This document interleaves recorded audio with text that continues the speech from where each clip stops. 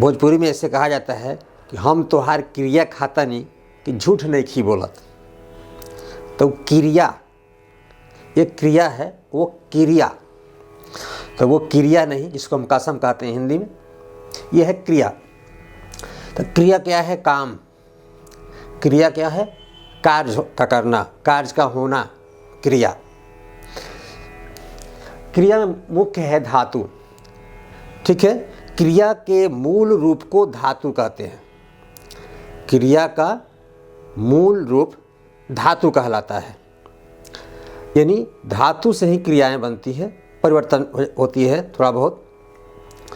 जैसे लिखना, लिखना, ये लिखना क्रिया है, ये लिख धातु, ठीक है, लिख धातु से बनी है। तो ज़्यादा धातु संस्कृत में विशेषकर इसकी जानकारी दी जाती है। तो धातु रूप जिसमें पढ़ना होता है सारे कालों में, तो ये धातु होती है। क्रिया के मूल रूप को हम धातु कहते हैं। क्रिया के मूल रूप को धातु कहते हैं। और क्रिया जिससे किसी काम का होने या करने का बोध हो, उसे क्रिया कहते हैं। यानी क्रिया से किसी काम का होने या करने का बोध होता है। तो काम का होना जैसे खाना, उठना, बैठना, जाना, हंसना, रोना इत्यादि। तो अब है कि क्रिया, जब हम इंग्लिश पढ़ते हैं तो सबसे पहले उसमें यही पढ़ाया जाता है इंग्लिश ग्रामर में कि वर्ब जो है दो वर्गों में बंटता है, दो भाग होते हैं, यानी दो उसके भेद होते हैं। एक सहायक क्रिया, एक मुख्य क्रिया। एक सहायक और एक मुख्य क्रिया, ऑक्सिलरी वर्ब और प्रिंसिपल वर्ब, जिसको मेन वर्ब, ऑक्सिलरी वर्ब या ऑक्सिलरी वर्ब और प्रिंसिपल वर्ब, सहायक क्रिया और मुख्य क्रिया। तो वाक्य में जो सहायता का काम करे वो सहायक क्रिया, और जो मुख्य काम को करे वो मुख्य क्रिया।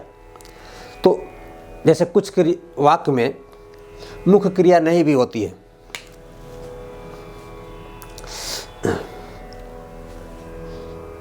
जैसे यहाँ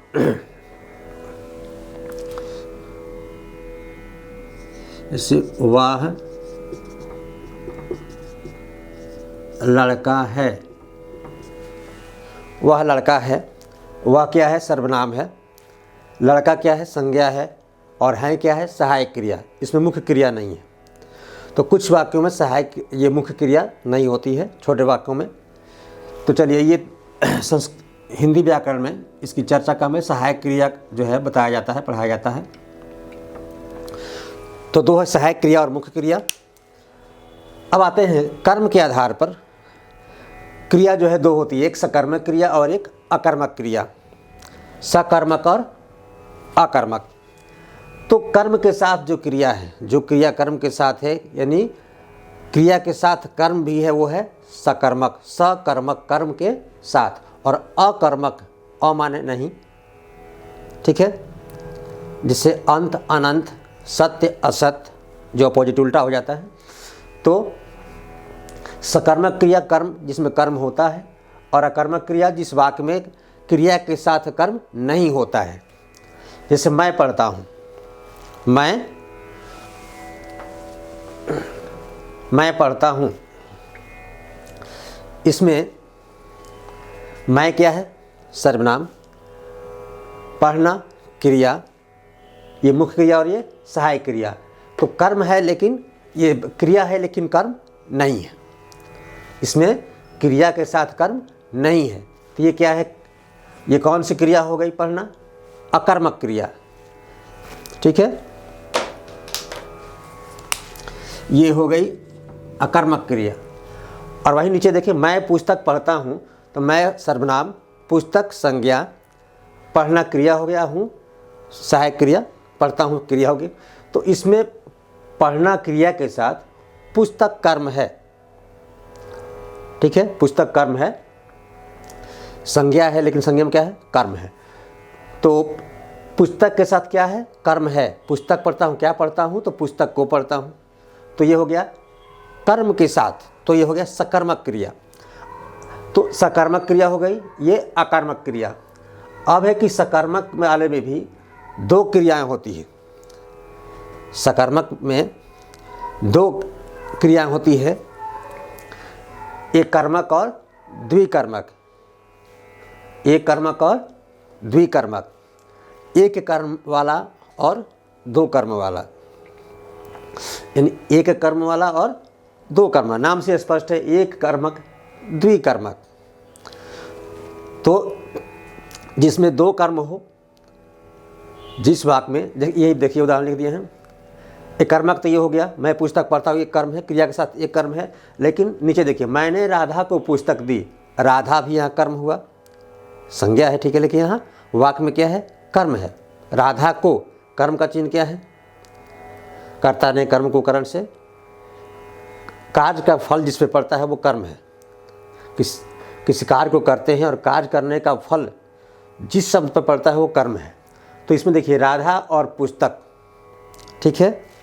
राधा को पुस्तक दी, तो राधा भी कर्म, पुस्तक भी कर्म। तो यहाँ दो कर्म वाले, यहाँ क्या हो गया, द्विकर्मक।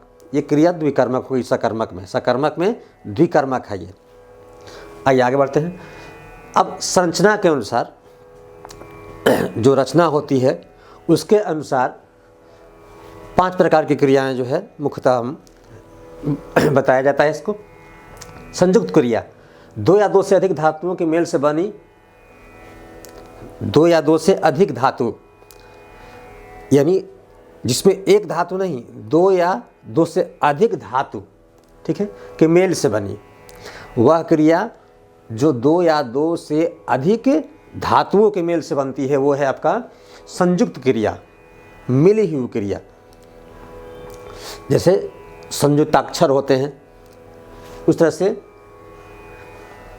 तो मुझे बोलने दो, यहाँ देखिए मुझे बोलने दो, इसमें 2 क्रिया है, बोलना और दो, इसमें 2 क्रिया हैं, बोलना और दो।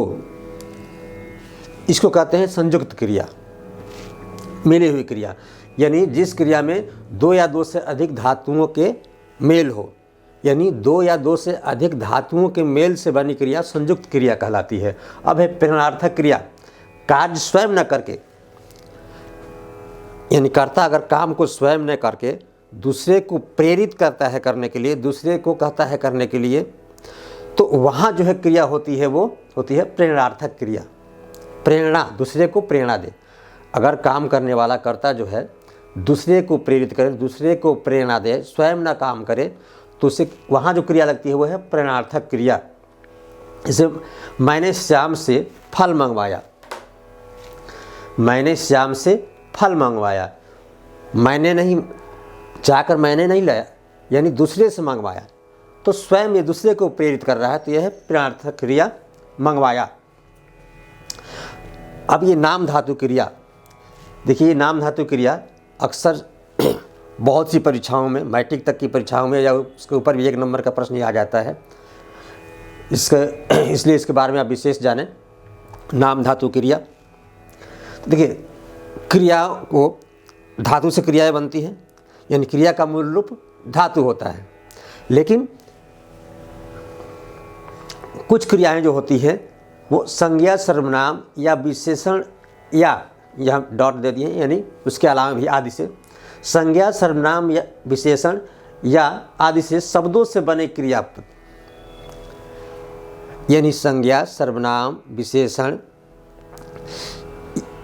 या किसी और के मेल से जो क्रियापद बनते हैं, जो क्रिया बनती है, उसे कहते हैं नाम धातु क्रिया। ठीक है, जैसे देखिए नाम से, ये रंग क्या है, संज्ञा है। रंग क्या है, संज्ञा है। रंग से रंगना, ये नाम धातु क्रिया है। रंग से क्या बन गया, रंगना। इसमें धातु से नहीं, यहाँ संज्ञा से बन रहा है, रंगना। अपना सर्वनाम है, इससे अपनाना, अपनाना नाम धातु क्रिया हो गया। चिकना विशेषण है, चिकना विशेषण, चिकना से चिकनाना, तो ये चिकनाना क्या हो गया, नाम धातु क्रिया हो गया। तो यानी अगर क्रिया संज्ञा, सर्वनाम, विशेषण या इसके अलावा किसी अन्य से अगर उस क्रियापद का निर्माण हुआ हो तो वो नाम धातु क्रिया कहे जाते हैं। पूर्वकालिक क्रिया, मुख्य क्रिया से पहले अगर कोई दूसरे क्रिया का प्रयोग हो, मुख्य क्रिया के पहले अगर कोई दूसरी क्रिया का प्रयोग करते हैं तो है पूर्वकालिक क्रिया। जैसे राधा भैंस देखकर हंसने लगी, राधा भैंस देखकर हंसने लगी। हो सकता है गाय देखकर तो हंसी न आए, लेकिन अक्सर कभी कभी बराबर न दिखे, अगर अचानक भैंस दिख जाए तो आदमी या तो डर जाता है या हंसी आ जाती है। जो छोटे बच्चे विशेषकर डर जाते हैं या हंसते हैं। तो अक्सर शहर के बच्चे ही डरेंगे, देहात के बच्चे तो देखे हैं वो तो डरेंगे नहीं। तो पूर्वकालिक क्रिया मुख्य क्रिया से पहले, मुख्य क्रिया से पहले यानी पूर्व अगर किसी की क्रिया का प्रयोग हो तो वो पूर्वकालिक क्रिया कहे जाते हैं। ठीक है, जैसे ये हो गया राधा भैंस देखकर हंसने लगी, ये हंसने लगी के पहले देखिए देखकर क्रिया लगी हुई है, तो ये क्या है? पूर्वकालिक क्रिया। अब अंत में आता है विधि सूचक क्रिया। क्रिया के जिस रूप से विधि नियम, ठीक है, क्रिया के जिस रूप से विधि यानी जिसमें आज्ञा उपदेश सलाह प्रार्थना प्रकट हो, यानी क्रिया के जिस रूप से विधि प्रकट हो, कोई नियम कोई सत्यता ऐसे कुछ प्रकट हो, कोई प्रार्थना प्रकट हो, अनुरोध ऐसा लगे कि क्रिया के उस रूप से किसी की आज्ञा दिया जा रहा है, किसी से प्रार्थना किया जा रहा है, किसी से अनुरोध किया जा रहा है, किसी पर गुस्सा दर्शाया जा रहा है, कोई सच्ची बात बताई जा रही है जो हमेशा जो सच होता है। ठीक है, जैसे सूर्य एक है, चंद्रमा रात में दिखाई देते हैं, सदा सत्य बोलो, ये सब जिसको तो विधि सूचक में क्रिया के जिस रूप से कोई विधि प्रकट हो यानी आज्ञा आदेश अनुरोध ऐसा प्रकट हो तो वो होता है विधि सूचक क्रिया। जैसे हे प्रभु हम पर दया करो, यहाँ क्या हो गया? प्रार्थना, प्रार्थना का सूचक हो गया। ठीक है, प्रार्थना। श्याम एक गिलास पानी लाओ, आज्ञा। ठीक है, आज्ञा सूचक।